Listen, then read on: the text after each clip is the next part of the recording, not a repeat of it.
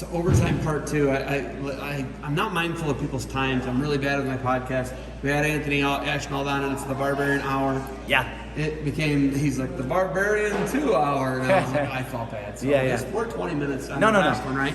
But here's my thing. There's 2 things. You are dealing with, and the image everybody thinks that junior college guys are dealing with is every guy's Pat Downey. Yeah. Pat Downey's, he's got a lot going on. Sure. Right? And Pat Downey's a tough guy. He comes from Baltimore. But that's an example, right? Sure. And he's a junior college national champ. That's why I bring him up. Sure. He won for Iowa Central. He did. But every guy's not Pat Downey. Right. You're not dealing with a Pat Downey. Dayton Racer's another one who, a really talented guy. Yeah. And there's sometimes, and he panned out. Pat panned out and was an All-American in D1. He's exceptional. Sure. He's good at Brazilian Jiu-Jitsu Right. and grappling. So he's gonna be a face puncher. Yeah. But not every guy's that. No. Right? No. So you go to the Pat Downey spectrum. Sure. I think he's 3rd in the trial. He's Yeah. pretty good. He's Pat right. Downey's really good. Yeah. Every guy's not that though. There's not issues. There's not social media things. There's not guy getting arrested. There's not all that. Sure. What's it like dealing with the 20 through 40 guys on your roster? Yeah. Not 10 qualifiers. Not those 10 qualifiers. Sure. And not 11 through 19 who are fighting to beat those guys, nip them at their heels. Yeah. What's it like to deal with? How many is on your roster? We have 35 guys that were on this year's roster. What's it like dealing with 20 through 35 guys? I think the biggest thing that we try to do as a staff is be cognizant of their development, because I was one of those guys. I literally was. I was probably the 29 through 35 guy my first year in college, really, and just trying to fight to be relevant in the room somewhere, right, and touch a leg.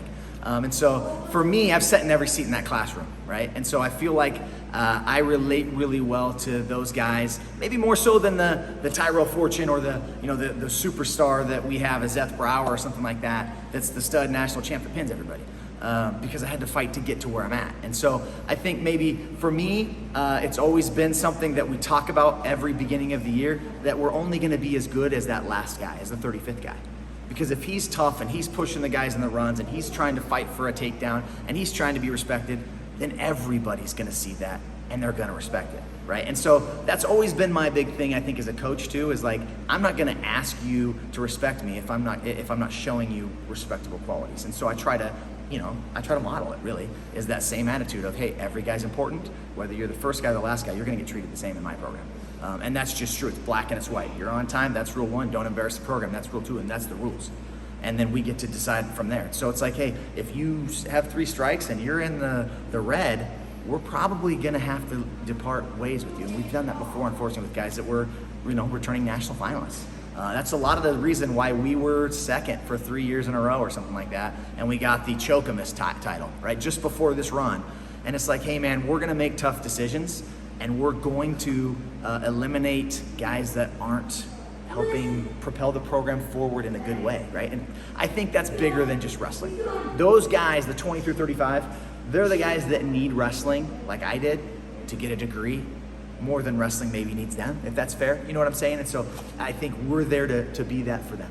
Help their development, help them get an education, and then find them a place. And we've been able to do that. One of the guys on my staff right now, Daniel Leonard, he couldn't beat Robbie Rosalino in a wrestle-off.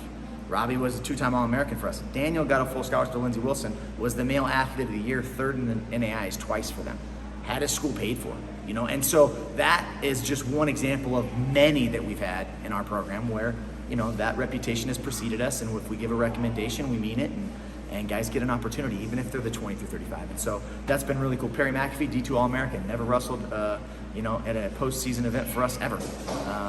Wrestled in some spot starts and duels. And so, there's a lot of those guys that have been that guy. And so we have to make sure that we respect those guys, care about them, and love them, and then help them move on to where they want to be and keep chasing their dream. Okay, Netflix gets on the phone with the Road Dog. Yeah. Coach Rhoden, we've done football, we've done basketball. I don't know if you're a fan of this. I've watched all of them. I haven't watched them. I've watched all I know of what them. you're talking I've about. watched all of them because junior college is really fascinating to me. Yeah. Super fascinating, actually. What you're doing is really hard, actually.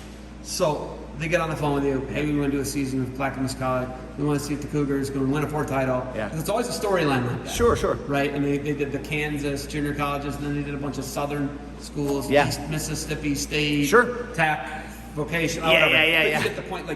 So is your job as hard as they make out those jobs to be? Is your job as low funded as those jobs appear to be? Is it what those programs? There's one now where they did a city college in San Francisco. Yeah. They did another one East LA. Yeah. And I watch all of them. Yeah. Every episode. I have not missed one yet because they crossed over from football to basketball. So it was interesting. Sure. It was interesting. Is it like that? Is it really like what those shows are showing? I think junior college is difficult. I really do. I do think it's difficult. I know we have to fundraise our fannies off to be competitive. That's a choice I make. You could probably do this job, and people do this job without making that choice and making their lives harder or being away from their families more. But I know that we have to be out at the Pennsylvania State Tournament, or we have to be at Virginia Beach, or we got to be in California. So we have to get money to do those things. There's a limited budget. That's 100% true. That's the standard. I think more. That's not the exception. That's the rule. I think at this level. And so in order to supplement that budget, we got to go out and find money. Same thing's true. I got a bunch of part-time assistant coaches. I have 3 of them. All of them. One of them I fundraise for just to get him to get the peanuts to pay for the gas to be there, and he loves wrestling. The other 2 guys get a stipend from the college, and no disrespect to the college, it's just not that much money for the hours that they put in because. And cost of living is really high in Portland. And it is, it is. And I know that, I told you my best friend lives there. Yeah. Who was responsible for that ice outage. But so thank God he figured it out. I'm just glad he figured it out. He's gonna get your address. We almost lost all of our freezer, all of our meat, man, because of that guy. Yeah. Wow. We had to hook up the let him know all generator. about You gotta call him. I will. Would you let him do the show with you guys if they wanted to? And I'm just, and I pulled that out it's of thin something air. that a Would you lot let of him do people. that? Marcus's mom's been advocating for. Willie's sister, I think it is, It's or Willie's relation. sister, yeah. And so they've been advocating for it.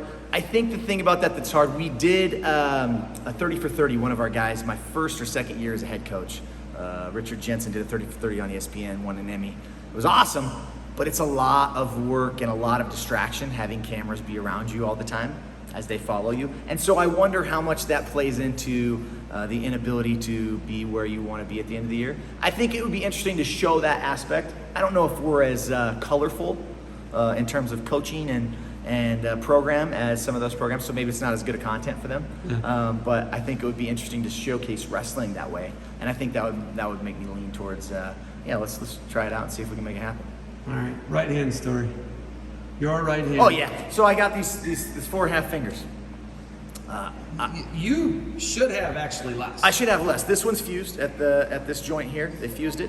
I think I had a total of 65 stitches in the hand. 65. Yeah. I didn't know you could get that many stitches in a hand. Cut it off. Cut here. Every finger was hanging. Was your These 2 were just by a thread off. And then down the hand here, there's a big old scar that goes down, and then they had to go back in. Oh my goodness! Let me see that. Hold it up, would you?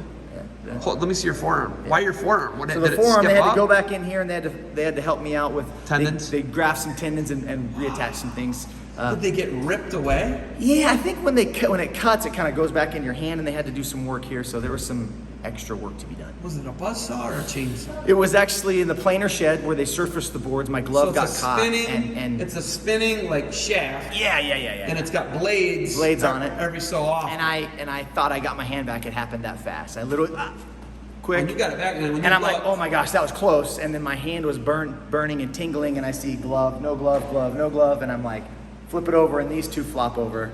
And they're open. This one's, everything's bleeding. Were you in shock? I was. And I grabbed my hand. I'm like, oh my gosh, guy feeding the planer. I have to grab him and say, hey, you got to help me. I show him. He almost passes out. I grab him like, hey, you got to help me. He hits the stop button.